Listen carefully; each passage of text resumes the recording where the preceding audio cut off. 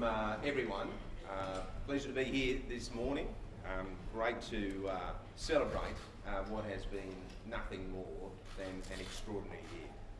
As I reflect, it started with the Women's T20 World Cup. We then went and won a World Test Championship, retained the Ashes, men and women, and obviously we've just returned with the One Day World Cup. An incredible period in cricket, and one I think that we should not take for granted, but certainly one that we should celebrate, and it's great to do so today. This is history, to have all these trophies. No one has done that before. Obviously the World Test Championship is relatively new, but to have those trophies is history, and again, it's something I think that we should celebrate. These sort of days and moments, I think we have to start by acknowledging our clubs and our volunteers and our overall system that has developed and provided the opportunity for these great players to perform at the highest level.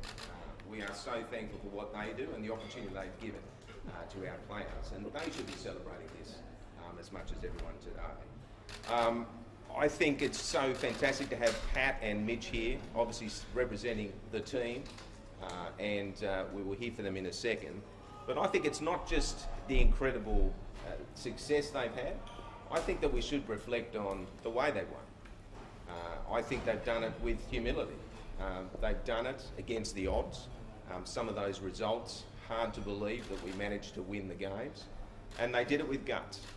There were some gutsy decisions that were made, and to win 8 in a row to win the World Cup is something that is quite incredible. An extraordinary achievement, not just in winning, but I think the way they've won, and certainly Pat's leadership as he has gone through this World Cup, has shown everyone what an incredible leader he is.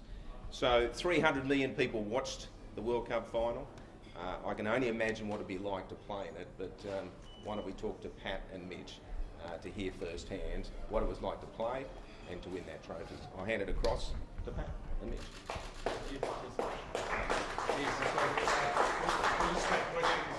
One question at a time, please. Pat, you've had a week or so now for the dust to settle and for you to reflect on what it means to win the World Cup. So what are your thoughts about that? I mean, first of all, still on a high. Still waking up every morning buzzing. But it's, career highlight for sure. If you win one of these in your career, you're pretty happy. And we've had some success along the way, but this one was just satisfying, even more so, winning in India, losing the first 2 games, and when you start talking about the rich history that we've had in World Cups as an Australian side and being kind of spoken about in those same sentences, it's been really special. Can you talk about what happened after you lost those first 2 games? Was there a moment of change, or was it a progression throughout the tournament? I think it gave us real clarity that we did need to change. I said at the time, I think we're playing a bit more timid than we would have liked to. We wanted to take the game on, be the team that could score 350, 400 to set us apart. We didn't want to limp into the semi-finals by, just limping into there. So we also kind of at the same time thought South Africa played really well. India probably the form team of the tournament. So we knew that we'd had a tough start and weren't up to it, but knew there was a road back and we're pretty pumped for it. There's a bloke out the back casting bronze, Richie Benno, who said captaincy makes you a better player. One, do you subscribe to that? 2, was the final the best you've ever captained, and 3, do you think you've become a better captain over the last 12 months in particular? I'll definitely become, get better with captaincy every game. Absolutely, you learn so much in your wins, and probably even more so in your losses throughout the way. So no doubt I'm getting better and better. I think, as a bowler for sure, I love being at the top of the mark, speaking to these guys, working through bowling plans, and that gives me real certainty when I go and bowl as well. It definitely helps me. What was the third part? Where everybody started throwing cans at the TV. When I got you. Bowl first. I think we always try different things, and it doesn't always come off. That was the day where everything came off. I think it could have been easy for not only me but the coaching staff, the players, to take the easy options, and you get presented with lots of those throughout the game or the tournament. But we kept doubling down. We want to be aggressive, we want to be brave, take some risks, and fortunately they paid off. And we thought we needed to take those risks to have any chance. So really proud with, I guess not only the result and them coming off, but actually taking those risks in the first one. There's a sense that if the other side had won, the celebrations might have been a little larger. A couple of receptions.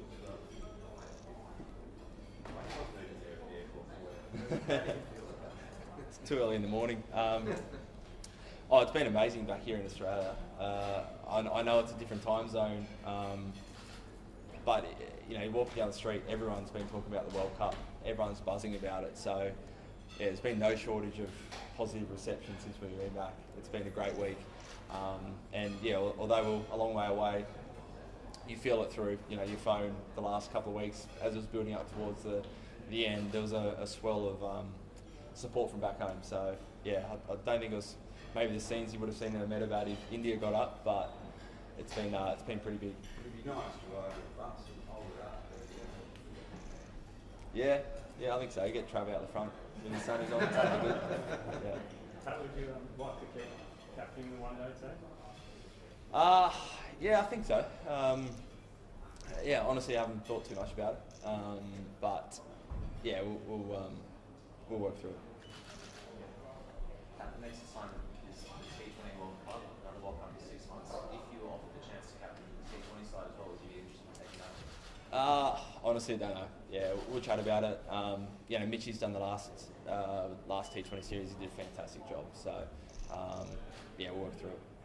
What do you make of the T20 series happening now? And do you begrudge some of those boys wanting to maybe come home and have a break?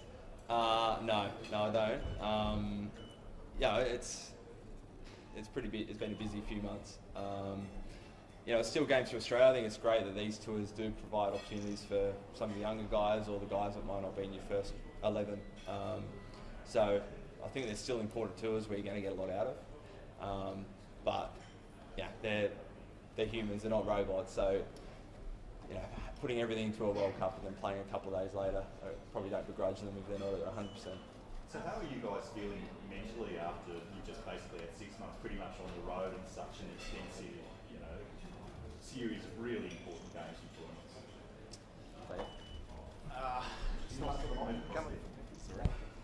It's not foreign, I guess, to a lot of us, particularly the more experienced guys who played 3 formats for a long time.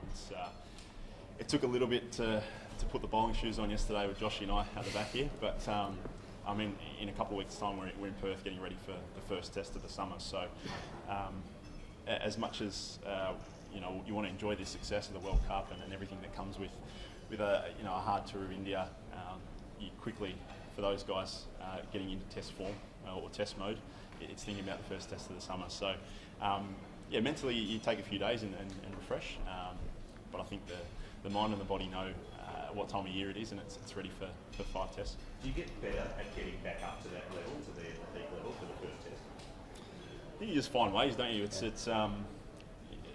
You often, particularly for Josh, Pat and I, in terms of bowling anyway, we've done it for a few summers now where it's been a quick transition between white ball to red ball, or coming off a winter tour into a summer. So it's, as I said, it's nothing new to us. Likewise to Smithy and Davey, who've done it for a long time as well, and there's countless other guys in multi-form. So your sort of preparation looks different every year, and depending on where you've come and what's coming up. For Pat and I, it's a few sessions of bowling, maybe a few rounds of golf, and off to Perth. So, and again, it's time in the gym as well to get that back that we probably haven't had in the last 2 months while we've had a pretty hectic schedule in India. As multi-form fast bowlers, especially for Davey, have you considered the prospect of being able to hold all 3 world titles in different formats at the same time, and what that would say for your flexibility of bowlers, also this Australian aspect?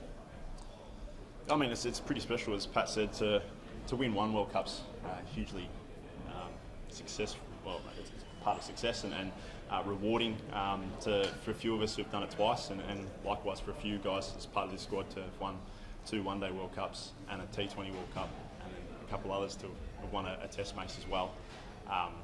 it's not lost on us how obviously how grateful we are to have those opportunities, but to have that success as a team and as a group, players and staff along those journeys, it's not lost on our group, particularly inside our four walls. So yeah, they're very special moments. They're times as a group where we can reflect once we've all finished and remember those special moments. Likewise with the last sort of 2 months, this is going to be very special for the whole group of players and staff that got to be a part of it. So yeah, there's a little carrot, I guess, in a few months' time to particularly just missed out last year, didn't we? It's 6 months off or so, but the I think you know, to hold one trophy takes a lot, but to hold across different formats, it really shows, you know, amazing coaching group, but also a squad of players. You can't just do that with 11 players. You need, you know, 25 really good players. So I think it shows the strength of Australian cricket at the moment. You know, the appetite of the guys to compete whenever they play, and yeah, you know, you see, you know, the Ashes, everything takes a lot out of you, but the guys keep rocking up and showing up and performing, which I think is as pleasing as anything else. And you're very still keen on the IPL as a party, as a tune-up to that World Cup next World Cup? I don't know about you, but I put my papers in the other day. Yep. Yeah. We both obviously opted out this year because it's been a busy year. But next year we've got the T20 World Cup, so I haven't played basically any T20s for this year. So can get a few games before that World Cup.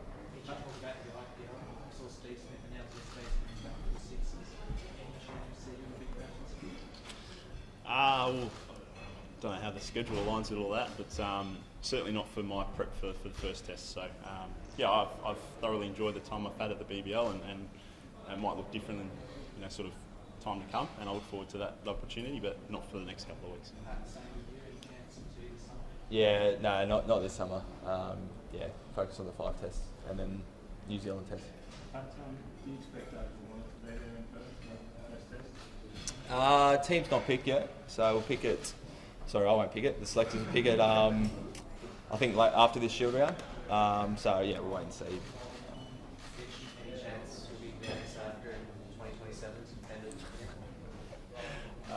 Let's get through this summer first. Mitch, can you reflect on Pat's captaincy over the time since he became the Test captain? How has it changed and what's evolved?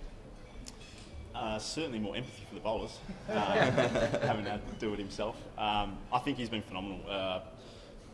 I mean, just the last 2 months has spoken to that, and he's certainly had his critics, and people have their own opinion, and there's an opinion that it has to be done a certain way, and Pat's never been fazed by that or outside noise. I'm sure he's probably at times felt it internally, but doesn't portray that to the wider group, certainly to his players. You have a lot of confidence out in the field with him running the show, and whilst I'm not the most receptive to chat at the top of my mark, I'm sure it'll attest to. It's all listened to, and I think the fact that particularly the three of us have grown up together, it's taken the right way. So yeah, I think a lot of this has to do with the way Pat captained through the World Cup, particularly that last game, which is spoken about a lot, and whether it be the courage to do things different, or to see the game differently, or to go through, you know, chop and change the bowling spells to 1 over for a 6 over period. Things were done differently and bravely, and we stand here with the trophies. So yeah, I've thoroughly enjoyed playing under Pat and look forward to it for a long time. Pat, just back to Dave Warner, do you think his form at the World Cup helps in transition to red ball this summer?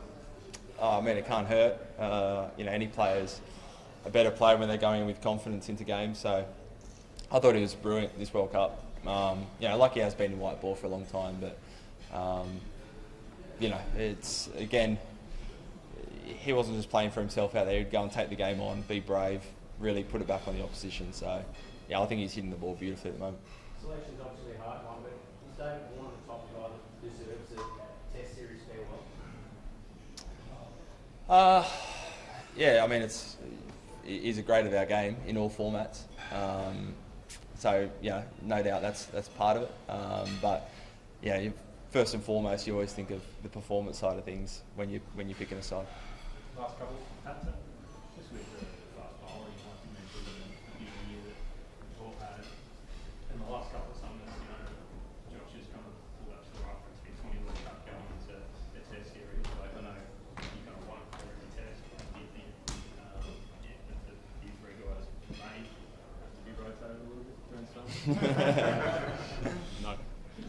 Yeah, I mean, you're always dealing with something as a bowler. We always call it the niggle worm. You know, when your hamstring's starting to feel good, suddenly you feel a pain somewhere else in your body, and then you wake up the next day, it's moved somewhere else in your body. So you're always dealing with things. So, I mean, realistically, the word rested and rotated gets thrown around a lot, but you never miss a test if you're fully fit. So I think whilst, you know, over the last couple of years we might have been rested from the odd game, the bulk of work that we've been able to do is because of those small little gaps. So potentially, but, you know, we're fully fit, we won't be rested from any games. You've been watching much of the Shield while you were over there and watching Nathan Lyon back in action after that calf injury, Pat, and what do you think of his chances this summer and dealing with the cricket, test cricket? Watching him play cricket or podcast and media? Yeah, media. I thought he'd be here somewhere, actually. I mean, honest answer, I haven't seen too much, but spoken to him, he said he's going well. He's obviously rehabbed his calf really well and well positioned for a big summer, like he always does. So, yeah, I'm sure he'll be a key part of our bowling group like he always is.